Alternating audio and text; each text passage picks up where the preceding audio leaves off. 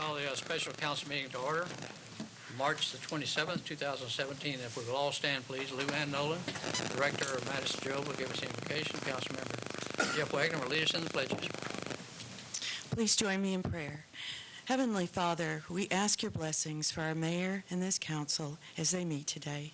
We thank you, O Lord, for the impressive progress the city has made in recent years. Guide us all in a spirit of kindness and consideration every day, and let us remember to be grateful and to show others our gratitude for even the smallest kindnesses. Bless our city employees, our police, our firemen, and first responders who work diligently every day to improve and protect our lives. Bless our troops, our families, and our friends. In Jesus' name, amen. Amen. Please place the United States flag. I pledge allegiance to the flag of the United States of America and to the republic for which it stands, one nation, under God, indivisible, with liberty and justice for all. Texas flag. Honor the Texas flag. I pledge allegiance to thee, Texas, one state, under God, one indivisible. Okay. It's down to resolutions. Madam Secretary? We don't have anything else, do we? It's all the two resolutions? Okay. Resolution 2017-28, agreement with Roy D. Neeson Associates for personal professional services for delinquent municipal court collections and delinquent property tax collections. Motion. Motion by Councilmember Bass. Second. Second by Councilmember Lehman. That resolution 2017-28 be adopted as was read. Is there any discussion? Mayor, Councilmember. we've gotten this several times, and there have been some changes. Last time we got this, the term of the contract was changed, but there are more changes this time. What were clauses 18 and 19 have been taken out. 18 was the one saying that permission of the city was required to assign this to someone else. 19 is the independent contractor clause that says the contractor, its agents, representatives, and employees are and shall be an independent contractor and shall not, with respect to its acts or omissions, be deemed an agent or employee of the city. This is a standard clause for many contracts. Why has that been taken out? Didn't feel like it was needed. Why would that not be needed? It had been in here. No. Any further questions?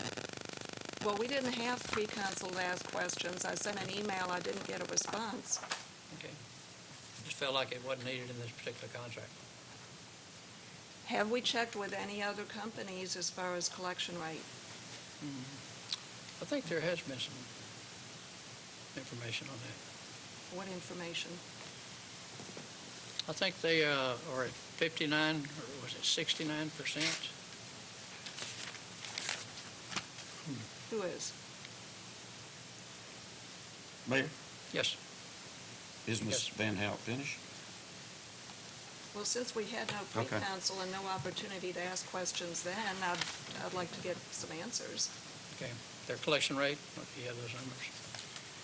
Pasadena shows about 59%, Houston's at 42, Deer Park's 52.6, Webster's 55.8 in that. So it doesn't look like Pasadena's doing too bad in regards to that. That's the dollar resolution rate. It's determined by using the dollar amounts. Resolved includes funds collected, cancellation, and alternate methods of resolution divided by total dollar amount.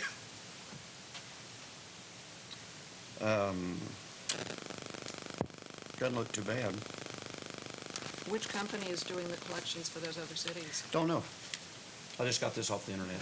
Well, my question was more as to companies rather than cities. Mayor, Councilmember?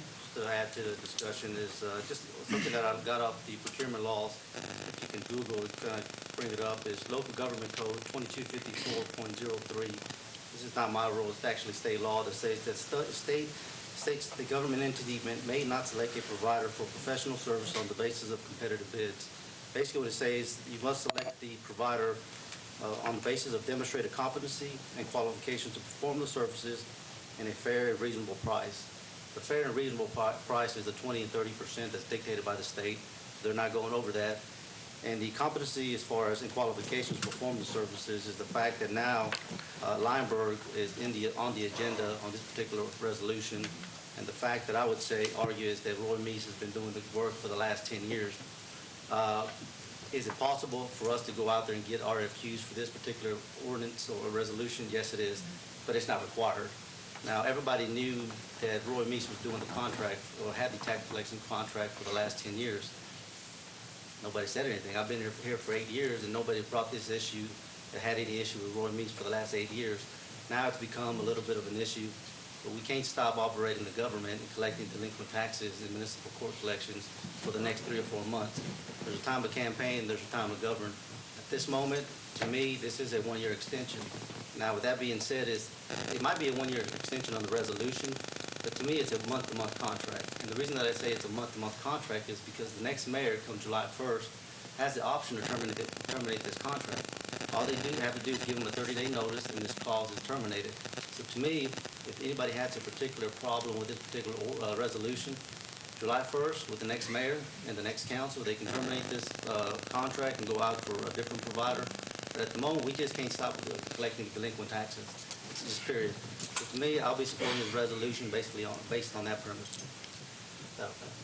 Well, did some research. Any further discussion? Mayor, That was my speech. Good job.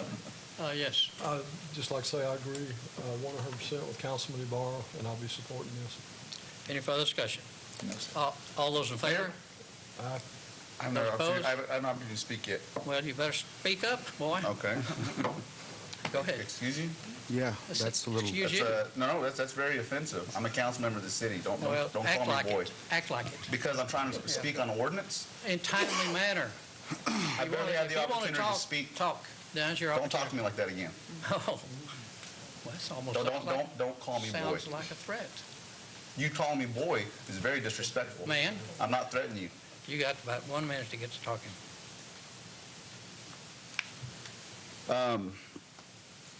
I mean, it's incredible. It is. I mean, It the is. level of respect in this council. Hey, That you're going to call council boy, you're- members you're- boy. You're a prime member of that. So this contract, Roy Meeks has had this contract for a while. And like Councilman Barr said, this contract's to be awarded based off of competitive bids and competency. Okay? An RFQ is not a bid. It's a request for qualifications. It's asking the companies or individuals want to do this work, what are the qualifications? What do they bring to the table? So that means by requesting an RFQ, that falls in line with seeking competency. Which company is the most competent to do this job? We have been asking for RFQs for the better part of 4 months now. This is the third time this item is on the agenda with little to no changes. The only changes that were brought forth, or one of the two changes brought forth this time, are items 18, which states that, items 18 and 19, which state that he cannot be an agent of the city, and he cannot subcontract this work out to another company without council's approval. The reason those two items were removed is because he was in violation, Mr. Meeks was in violation of those two items under his previous contract. So now they've been removed in order to stop that violation. So in my opinion, we are awarding a contract to someone who's been operating in violation of his previous contract. And that's a irrefutable fact, and that's why these items are removed, and that's why there's no clear answer why they were removed. Secondly, we still haven't received any type of official RFQs from other companies. I know Mr. Bass had a piece of notebook paper here with some numbers on it. I don't know where he got those numbers from. I don't know who's doing the work, what type of setup they have. I think we need an actual professional service to provide as requests for qualifications, find out what companies can do. I know there are other companies out there that do have a higher rate of return than Linebarger and Mr. Meese. And then on top of that, nothing has changed this contract since the last council meeting. This meeting was just an attempt to push it through once the votes were here, and I can't support this. You're right, Councilman member, and that was a slip of the tongue on the boy. All those in favor? Mayor, I haven't had a chance to speak. Okay, certainly. Thank you. This contract, again, what Councilmember Wheeler said, has been changed to the point to where it pretty much appeases Mr. Meese and allows him to do this contract without being in violation of it. The assignment, the independent contractor work, it basically validates the arguments that we've had for the past 3 or 4 months. The argument that we had that he was an agent of the city, being on Port Commission and on Second Century. The argument that he was subcontracting this tax collections to Linebarger. Now Linebarger's on the contract now. So I don't see how we can actually give a contract to an attorney that has completely violated his contract. He's violated it for the past however many years since he's had this issue or had Linebarger in there, and now we're going to award a man another contract. I don't understand it. I tell you, I think that I would have to question some of the council members' judgments for supporting this, because we are allowing an attorney who's violated a contract in the past to have another contract. And it dumbfounds me, because Roy Meese, he's either a very bad attorney that did not read thoroughly through his contract, or he knows exactly what he's doing and he decided to disregard the contract in whole. So that being said, I will not support this contract. All those in favor? Aye. Opposed? No. No. Councilmember Van Hout, Sammy, and Wheeler vote no. Motion passes. Gets down to item B. Resolution 2017-29, appointing members Steve Cody, Rick Lord, Randy Gray, Arnaldo Ibarra, Brad Fredge, Emilio Carmona, Ernesto Paredes to the Board of Directors of the Pasadena Second Century Corporation. Motion. Motion by Councilmember Ibarra, Second. second by Councilmember Casados, that Resolution 2017-29 be adopted as it was read. Is there any discussion? Mayor, Councilmember. this was first brought to our attention, I believe 2 council meetings ago. You asked that we submit names. I know that Councilman Casados, we spoke. He submitted a list of names to you, and he included Steve Cody and Rick Lord on the list, and along with 2 other members, Victor Trevino, who is a businessman, and Rick Molina, who's an attorney and a businessman. Those names are not put on the list. As it stands right now, the Houston Chronicle just came out the article this morning. The DA has picked up the case. The district attorney is now investigating the actions of Second Century based on a couple of the snafus that have happened in the last few months, and the fact that they had a secret meeting that was held from the public back, I believe, in November. They attempted to have a walking quorum, and in fact, Emilio Carmona, in an interview that's now published, admitted to the attempt to have a walking quorum, to have 2 separate meetings that was messed up and became one actual city council or Second Century meeting. And for those of you who don't know, Second Century members are public officials. They are accountable to the public. And this board and these board members attempted to hide their actions from the public. And that's why the district attorney is now investigating them. I think it would be a disservice to reappoint Emilio Carmona and Ernesto Paredes. And I would like to make a motion to remove those 2 members from this list, and in their stead add Victor Trevino and Rick Molina. Motion denied. Out of order. Hasn't Any been for a vote yet. Any further discussion? I didn't get a Not a- chance to second that. Too bad. There's a motion on the floor, No, Mayor. no, there's not. It's out of order. Mayor, Mayor, Motion's out of order. Mayor, if I can add, I've always been consistent up here for the last 7.5 years, and I always believe that if a council member makes an amendment they should have a right to have a vote on the amendment. I think it's just a privilege that the council member has. I don't necessarily have a problem with it for us to conduct a vote on the amendment, if you can allow it. I think it's just a courtesy, and I think every council member has a right to make an amendment on any issue, not just this one, but I've been consistent over that. The only thing, council member, that the charter says that I'm the one that nominates on here, not council members. Council approves it. That's a chart, council appoints, that's correct. Mayor. And that's, Well, I've not finished yet. If I can- you've already had opportunity.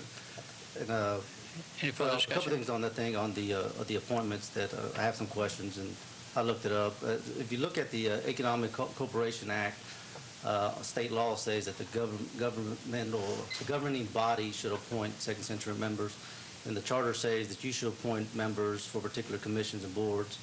And then it's the council, which one is the bylaws of Second Century say that the council, so there's, I don't know which one you're particularly taking, but there's actually 3 different statutes that pertain to appointments on Second Century. Are you going off the charter one, or are you going off the state law one, or are you going off the bylaws of Second Century? Both, as I understand, council member. And this, if you read the resolution, it does say council members are now appointing.